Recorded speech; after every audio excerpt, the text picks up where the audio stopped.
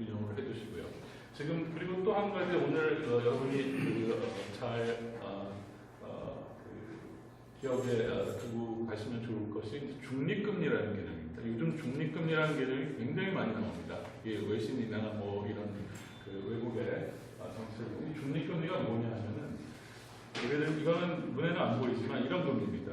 그러니까 우리 경제가 지금 이 인구 구조 그리고 지금의 이 어떤 자본 또 지금의 어떤 이런 어떤 노동력 이런 것을 가지고 우리 체력에 맞게 성장할 수 있는 속도 이게 몇 퍼센트나 될까 하는 게 잠재 성장률이라고 하는 것이죠. 그러니까 우리 경제의 잠재 성장률이 지금 계속 떨어진다 이런 말씀을 많이 들어보셨을 겁니다. 근데 잠재 성장률이 지금 현재 우리나라에서 한국은행에서 이제 공식적으로 2.8% 수준에서 이렇게 언저리에 있다고 얘기는 하지만 실질적으로 이제 저희가 내부적으로 볼 때는 이미 2% 중반에서 2.5 내지 2.8 그 사이 언저리까지 떨어지지 않았나 이렇게 보여지고 지금 굉장히 더 이제 앞으로도 점점 빠르게 하락을 할 것으로 생각이 됩니다. 근데 과연 우리가 지금 현재 우리의 인구 구조와 어떤 그동안에 우리가 이렇게 집적시켜놓은 어떤 자본, 고정 자본, 그다음에 우리의 어떤 그 교육 환경, 제도 이런 것을 가지고 우리가 과열, 경기가 인플레이션 이런 과열을 일으키지 않고 성장할 수 있는 적정한 속도가 뭐냐 하는 걸 잠재 성장률이라고 하잖아요.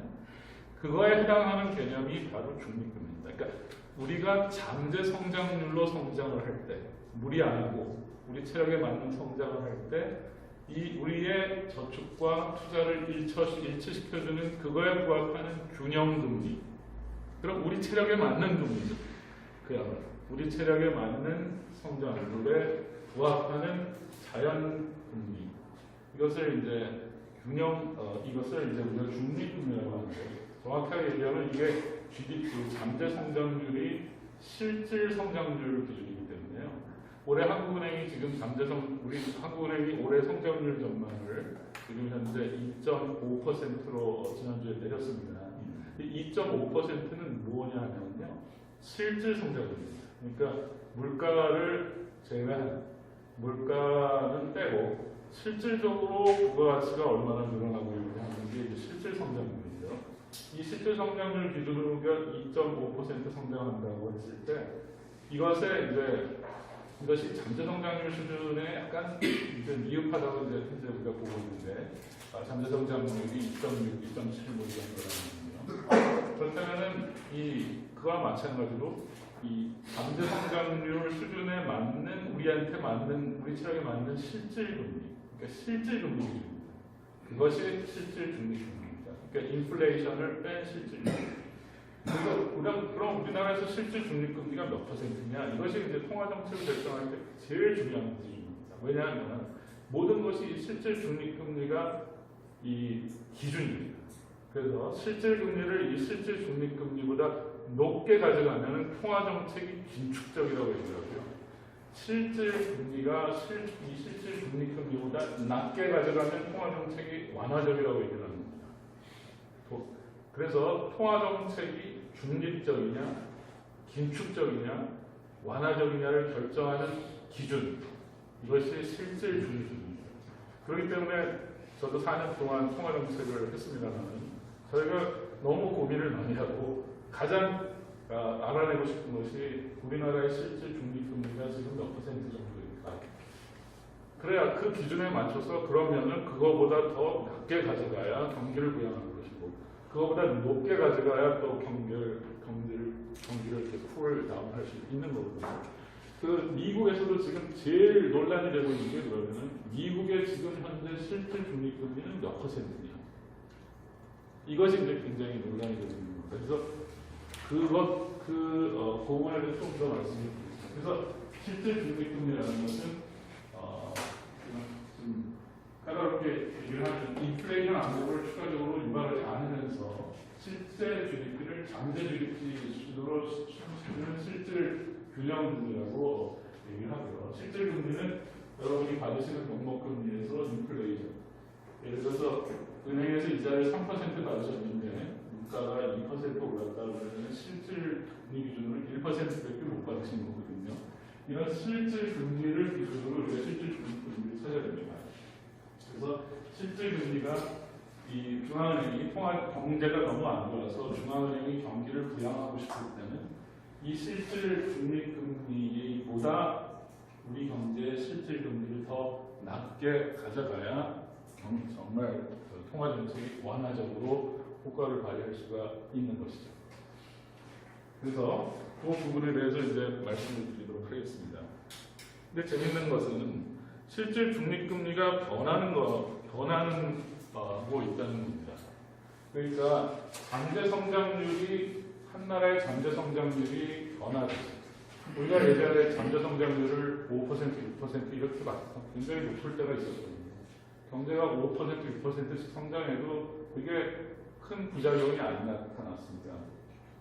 왜냐하면 인플레이션이나 이런 것을 봤을 때 그게 이제 잠재 성장률인 거죠. 근데 잠재 성장률이 쭉 떨어져갖고 이제는 잠재 성장률이 이제 거의 2% 중반 이렇게 된다고 얘기를 하는데 마찬가지로 이 일본의 경우를 보시면 아까 일본 말씀드렸죠. 이게 이제 OECD에서 추정한 이 전선이 일본의 실질 중립금리입니다. 마찬가지로 미국의 실질 중립금리의 전선입니다. 근데 실질 중립금리가 정확치가 않으니까 통계적으로 이 회색 이 밴드는 일종의 그 어떤 범위입니다. 실질 중립금리가 이제 이 정도 범위 안에 있겠다 이런 얘기입니다. 그리고 이 실선은 실제 실질 금리입니다. 실제 실질.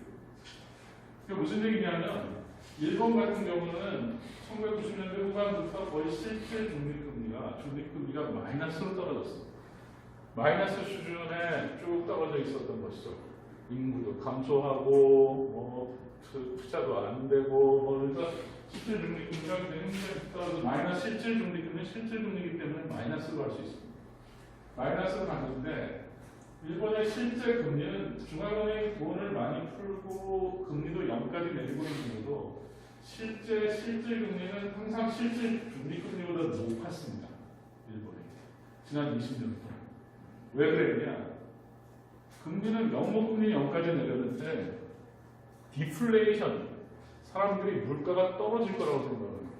인플레이션이 아니고 물가가 오를 거라고 생각을 안 하고 오히려 반대로 물가가 떨어질 거라고 디플레이션 우려, 디플레이션 심리가 팽배해요. 실제로 자산 가격도 폭락하고 그러면서 아까 우동 말씀하셨는데 20년 전 우동값이랑 똑같다고 말씀하셨는데요.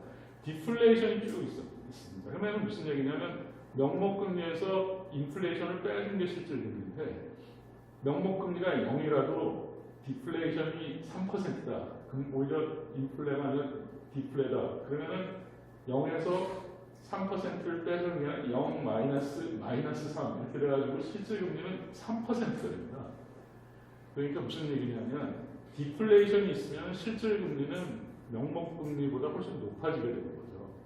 그걸 굉장히 디플레이션을 우리가 되게 위험하게 생각하고 제일 걱정하는 이유가 디플레이션이 생기면은 실질 금리가 굉장히 높아져서 빚을 갖고 있는 사람들은 정말 어려워집니다.